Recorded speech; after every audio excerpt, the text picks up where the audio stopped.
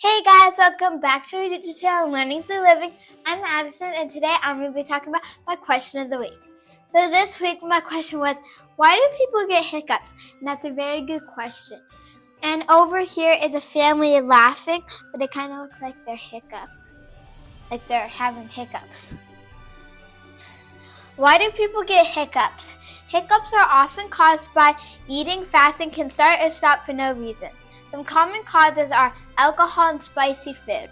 So over here is an alcohol bottle, and over here is hot Cheetos, the best snack in the world. Vocal cords. The vocal cords usually close when you're about to hiccup. One interesting fact is the technical term for them is sinusitis. And over here is someone's mouth, and over here is a guy, like their mouth is closing. Hope you like my presentation, everybody. Goodbye.